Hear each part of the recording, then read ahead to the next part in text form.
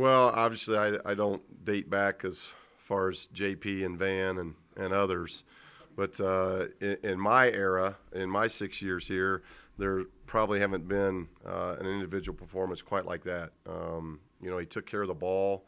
He defended. He actually asked for a breather at that end, which when he's on fire like that, we almost have to oblige to that. But to be so efficient, he made 10 threes, he only took 13. He got to the free throw line 17 times. As I told him, if he'd made 90% of his foul shots, he might have been at 50 for that day. But it was just an incredible individual performance all the way around. And we've had some great ones in here. Darrington, had his pretty special triple-double night.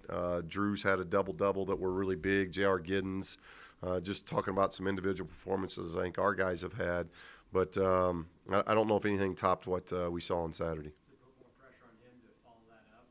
No, I think that's expectations. It's the same way with our program. We're 23-4, and there's still individuals think we got something wrong with our team. Our RPI's been 3 for over a month. We've been in the national polls for 2 months. We're in one of the best leagues in the country, and we got a 2-game lead on everybody. Most of them we got a 3-game lead on. So, I just think these guys have been very special. So, no, we don't. Whether it's winning or whether it's individual performances, I don't expect Kendall to get 46 on San Diego State. I expect him to provide the role that we expect him to do, and he's one of our leading scorers. He's one of our go-to guys. So just be who Kendall is. And then every now and then, you'll have a breakout game like this where everything goes well. But to think he's going to now all of a sudden start averaging 40, I don't think will happen. Yeah, get the player of the week in the conference, but then to get, I think CBS had him as National Player of the Week. Another publication had him co-player of the week nationally. So when you get the attention in your league and then it broadens out nationally, that's a great honor. And it was a very special day for Kendall. His teammates really appreciated it. It was fun watching the tape and seeing how guys on the bench were reacting to every shot. And it is a team, and when one of your teammates catch fire like that and have a game like that, everybody has fun. That's why I told him afterwards as a coach, that was a lot of fun. I'm glad I was coaching with him and not against him in a situation like that. That was a lot of fun to watch. What does a big-time performance like that do for the team nationally, Coach? Well, it obviously gave us a lot of national attention because it happened on the road where this team had won 27 in a row. That game was for first place. So it was 2 ranked teams. So you had 2 ranked teams going at it nationally. It was one of the premier games of the afternoon. So for us to get that win and an individual have a performance like that, we ended up getting a ton of coverage. There was an awful lot of national coverage over a 24-hour period, not just for Kendall but for UNM. And you get put a price tag on that. Those type of instances are very, very special, and they go a long way, I'm talking about from the university standpoint, from our program standpoint, to the marketing of Kendall. A lot of those things, when you have a day like that, that means a great deal to everybody involved. When did you sense it was going to be a special night for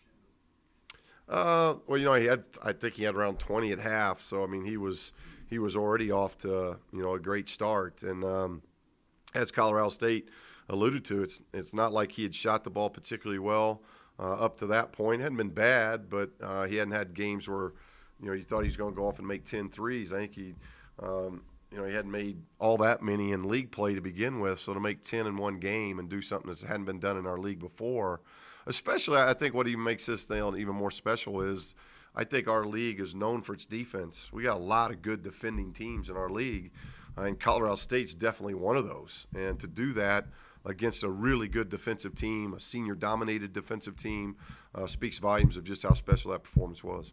How do you size up San Diego State with Franklin? Well, obviously beat us good in Game 1, and they've had success in this building. So it's a key game. There's no doubt about that. We've got 2 big home games this week. We know if we win both home games, we're league champs, and that's the drive of this team this week. They've done a lot of good things, and I think that was making the most of that opportunity in Fort Collins has set up to where now in 1 week's time, if we get a sweep, we're league champs again, and that's special. But we're playing Wednesday, the team that was picked to win this league. They returned a lot, a lot of good newcomers, and they are a very good opponent that can beat you in a lot of different ways, and they beat us up in game one. They were more physical than we were. They were tougher than we were. And to hold our team to 34 points, they did a lot of good things defensively. So we've got to make obviously some adjustments, but it was one of the poorest games we've played all year.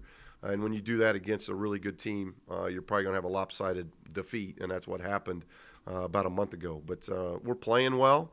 We're playing a little bit different with Cam in the lineup now, so hopefully we can amend some of the mistakes we made in San Diego a month ago. I know it's not difficult to get up to San Diego State, but losing by that largest differential this year, is there any added motivation towards that? It's San Diego State. I think, I don't know if we do have a rival. I think that's hard with the league constantly changing the way it has in the last 2 and 3 years. But, Kendall's made mention to it, and I listen to the players that way. He said if we do have a rival, it's the Aztecs. And, I think we've beaten it, depending on what you look at like. It's most of the league titles in the last several years have come through San Diego and or UNM. And they were picked to win it this year. We got a 3-game lead on them with 4 games to play. So we like our chances there. But it is San Diego State, and they've won, I think, the last, is it 2 times in here, Frank? I think they've won the last 2 times they've been in the pit. That doesn't happen. It just doesn't happen. And to think of them trying to come in here and get 3 in a row, I know our coaches are on top of their game, and our players are going to be on top of their game. We're very excited about this game on Wednesday.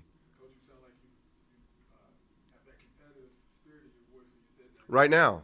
Yeah, right now, Van, because our guys have done so many good things, but you have to finish. Last year we had a 2-game lead with 4 to play, and we shared the championship. We don't want to share. This group has earned the right to be conference champ, and they've got to finish it now. And we've got 2 weeks here. We got 4 games, and there are 4 games that we got to get. And I want our guys knowing that. That's going to be the message here at Films at 3 o'clock. That, hey, Kendall, great performance, great game against Colorado State, another huge road win. It gets us double-figure games that we've won away from the pit now for 3 straight years. That's never happened here. So a lot of great things, but that's not what we talked about at the beginning of the year. We talked about a drive for 5. We wanted our 5th championship, 4th league title plus the conference tournament. Our whole drive has been on getting that 5th championship, and we're getting closer to it, but they don't give it to you here in February. You got 2 more weeks to get through, and that's got to be the message sent to our guys so that they understand that, and I think they will. It's good that I think it is San Diego State coming in because they hammered us in game 1. We got embarrassed, and we don't feel good about it. We've put that to bed for a month, and now it's rematch time. Franklin gets most of their numbers, but what do you see as Tapley's role with this team?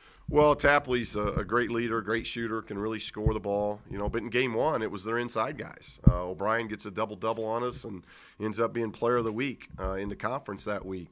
I thought their bigs got away from us. And actually, we got dominated in the paint. I think paint scores was 32-8 in their favor. We got out-rebounded by 15, things that just hadn't happened to us. So, it's not just about Franklin and their guards. Thames is a little bit more healthy now, and I've always thought he's a big key to what they do. It's just a really good basketball team because they've got good guards, they got good front court, they got good depth, they bring a lot of good talent off their bench. So you got to play well for 40 minutes if you're going to have a chance to beat them. I don't care where you're playing the game. What are the keys to this one? Well, I think it starts with transition and board play because we got beat in both of those areas pretty badly a month ago. They beat us in transition, they beat us on the boards, and because of those 2 things, we got beat in the paint. And we can't, if you look at 3 points, I think both teams were like 3 for 12 or 3 for 15. Both teams only made 3 threes. Both teams' free throws was about the same. We turned the ball over 17 times, got out rebounded by 15, and gave up way too much in the paint. And we didn't score very well. So, now when you go into game 2, those are the things you look at to try to reverse and do a better job of. Coach, on CBSSports.com, they have your top 75 NCAA tournament players. You're number 2 on that list. Did you know that? No, it's probably alphabet. It just goes to alphabet. My name starts with an A, but I know Indiana has called, and Indiana's. I think we have 3 on that list from Indiana, and they're honoring us all here in about a week to 10 days. So I got a great phone call from the AD, and I obviously can't make it because we're in a championship drive here. But hopefully my dad will be able to go and get that honor for me, because it is a neat thing to look back on. You know, you think about the history of NCAA basketball and all the great players and teams and those type of things. So to be honored as a player doing that, that's a lot of fun. It should be a lot of fun for my dad and mom to go back for that. And you don't have to tell tall tales, they can see it, right? Yeah, that's right. That's right. With this being senior week, I was wondering if you can give us a comment on what the two seniors are making. Well, they've meant a great deal. You know, Chad and Jamal, 103 wins as we speak right now, so they got a chance to add to that. So to break that record 2 weeks before the regular season ends speaks volumes. It's the third straight year it's happened in our program. That doesn't happen in a lot of programs. I think that speaks of the consistency that our recruiting classes have had. We haven't had any dips. We're winning, 22, 23 plus every year, and Chad and Jamal have had a lot to do with that. And it's not just on the court. Both of them are on pace to graduate. Both of them meant an awful lot to us off the court. And I really have liked this year of accepting their roles. Chad, probably didn't have much of a role at all back in October. Then he becomes a starter. Now we end up going big, and now he comes off the bench to where we can go a little bit smaller, and he can stretch defenses. He's done a great job. Jamal is that spark plug off the bench that brings energy to us at both offense and defense. He's made big shots. Our last home game against Boise, we needed him. He got 11 points and a half where we were struggling, and that's what you need seniors to do when the team's struggling or you need big plays. These two have seemed to have done that. Chad came up very big for us in our first UNLV game here. So when you're struggling, you need that senior leadership, and I think those two have done a terrific job, not just this year, but in their 4 years here. Coach, getting back to Kendall for a moment, his totals on Saturday topped both of your best in Indiana. What are your thoughts on that? Well, I already told him, that I remember. You remember those things. As a player, those are things you'll remember for a lifetime. It's like championships. I remember 87 because we won a league championship. I remember 87 because we won a national championship. Individually, I broke the Assembly Hall record with 42 points against Michigan State. Those are things you remember. Now, you also remember I told him the flip side, too. I can remember not making a shot at Northwestern my senior year and hardly making a shot at Wisconsin my senior year. So you kind of remember the bottom and the top. But those are things, he'll remember that game for a long, long time. And as I told him, I hope he remembers that individually. And then he also can say that, 2013 is when he put 46 on the scoreboard against a very good defense in Colorado State. And that was also the year that he won a conference championship. So those memories hopefully go hand in hand. But, that's just a special. That doesn't happen very often. You don't have a college player getting in the 40s very often. And he was awfully close to 50 in that given day. Pretty safe to say that his lateness issues are well in the past?